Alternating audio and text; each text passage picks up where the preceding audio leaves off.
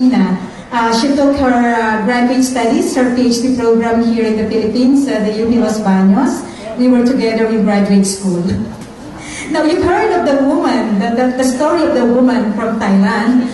Now, let's take a look at the stories from the Philippines. We have our own stories, and we have started telling our stories.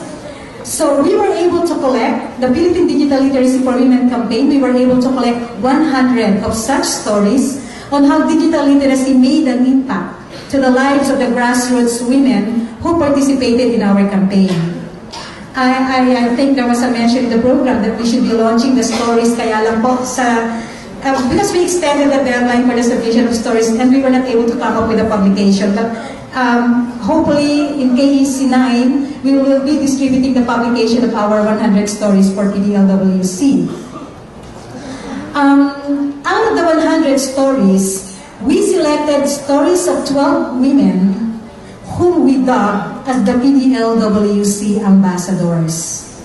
This actually hindi pa alam that these 12 still they don't know that their stories were selected.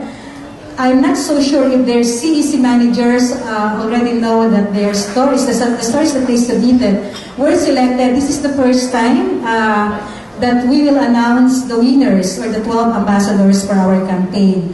At this point also, I would like to acknowledge the help of those who helped in selecting the stories. Ms. Tess Camba, who was represented by Maggie of Telestature.org Foundation. Ms. Che Ortega of NCC. Lizelle, you were the ones representing Yvonne of Intel, right? Okay, Dr. Angelo Ramos was also one of the judges who selected, and yours truly. Now let's see who are these 12 women, our 12 ambassadors. PowerPoint, please. Let's see. Slide. Yes. The first, sige na, ikaw na. Ewan ko na lang. Okay. The first woman was Ms. Divina Lopera from Mauban, Quezon. A single mother was to work abroad to support her son raised in college. She returned home after finishing her contract as a domestic helper abroad. While here, she honed her skills by participating in the digital literacy trainings that the Mauban e-learning bill conducted. She used the skills learned to look for another DH post abroad, but when her prospective employer learned that she knows how to use the computer and the internet, she was offered a position of a restaurant cashier instead. So hindi na po domestic helper ngayon, si Divina, kahera na po siya ng isang restaurant because of the digital literacy training that she acquired. The next is Ms. Teresita Policarpio of Tanawan CEC. Owner of Taps Handmade Products, one of the emerging and developing business industries in Tanawan Leyte, which showcases the indigenous resources and the handicrafts in the locality. Mrs. Policarpio uses her digital literacy to create brochures, to advertise her products and communicate with her suppliers and buyers through email. Nag-i-export na po siya ng products niya ngayon through internet and by contacting her clients through the internet. The next is Ms. Godilia Dapunay, also of Tanawan CEC. She said, I can use my digital literacy skills for my class through the instructional materials which I created. I can make the class discussions be more interactive and motivate my pupils to listen and learn from my lessons. Mrs. Godilia is a daycare worker. Merly Songalia, also of Tanawan CEC, is a community volunteer health worker who is now confident in using the computer and has already volunteered to do the computerized master list report required by the province of Leyte. Before po kasi yung mga report nila handwritten. Ngayon po, kino-computerize na at siya po yung nag-volunteer na gumawa nun. Merly used to be afraid of using computers. Takot po siya. But when she started using and learning how to use it, siya na po yung gumagawa ng mga trabaho na computerized dun sa kanilang lugar. Jaisel Tagle, ito po yung isa nakakaiyak na storya, Malbar CEC. Jaisel is 21 years old, a high school graduate, and is very 4 feet in height. Maliit po siya, maliit ang katawan niya. Hindi pinagtatawanan siya. She could not find a job. She was not able to go to college because of financial problem. She used the certificate given to her when she participated in the digital literacy training held in Malvar CEC. And in her job application, she showed the certificate. Noong una siya mag-apply sa trabaho, hindi siya tinanggap. When she applied the next time, she brought with her the certificate that the CEC gave her as a proof of the completion of the digital literacy training. Na-hire po siya, Yasaki Torres in Batangas.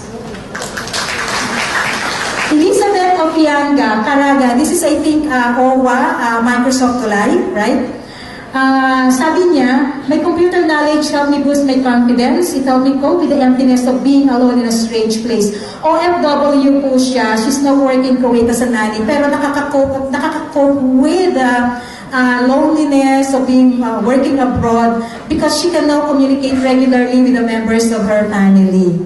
So that's the story of Miss Elizabeth Opianga. Elisa Moran, also of Caraga, OWA Tolay also.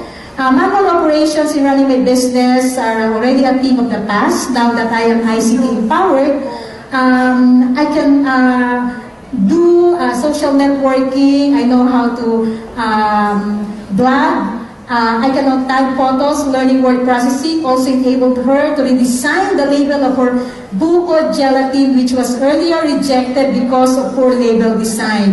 Now it's already available in Gaisano Mall in Butuan. So na-design niya na maganda yung kanyang label sa product niya. So napebenta na niya ngayon. Merly Tatag of Naga was forced to stop and get married at an early age. She just continued her studies with us and luckily passed the A&E in 2006, one of the first ALS passers in the municipality of San Fernando.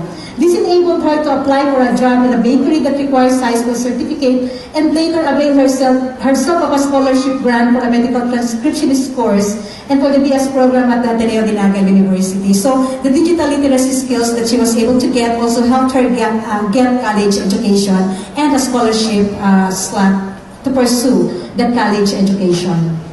Teresita Alioba is a 61-year-old widow, a mother of 3 lovely daughters and a grandmother to 3 adorable boys. As the editor-in-chief of CINAG, her initiation to the world of ICT through Escuela has helped her tremendously in fulfilling her task effectively. The cost of publication were cut down when CINAG started using publisher instead of having the final paper printed in the printing press. She also uses her skills and the use of modern ICTs to communicate with his grandson daily on Facebook. Learning the rudiments of basic computer literacy through Escuela has given her access, networking, and voice in the promotion of education along with development in the municipality of Balatan. Andito siya? She's here. Okay, good.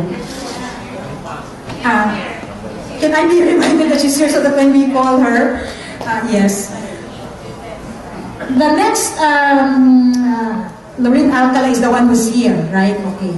The next ambassador, next is Lizer Orias, also of Naga. Yesa? Is it Yesa? Lorraine Alcala, and then next. Who's next? This one, okay. Is now using her digital literacy to give Escuela learners the basics of using a computer with Escuela digitized modules. She has set up another Escuela center in Balatan, Camarines Sur, and other prospective sites like in Canaman, Calabana, Goa, Del Gallego, and other municipalities or areas. For a mere 2,000 honorarium, she now receives 10 times over from her current salary as a Boban teacher, also because of the digital literacy. And the last but not the least among our ambassadors is Ms. Euphemia Calibas of Tanawan CEC, who is a mother of 4 and a farmer who wanted to learn how to use the internet to learn modern farming technologies and improve farm productivity. The same digital literacy enabled her to locate and be reunited with her son, Jules, who left home in 2005 because his parents could no longer support his studies. Mrs. Calibas and son are now regularly communicating with one another through the use of Facebook. So those are our 12 ambassadors, and at this point, may I call Ms. Lorraine Alcala and the CEC manager. Ms. Lorraine is from, pardon me, I cannot, is OWA Microsoft Tulay, Caraga. Is Ms. Lynette Isalina also here? the CEC manager who submitted the story, wala dito.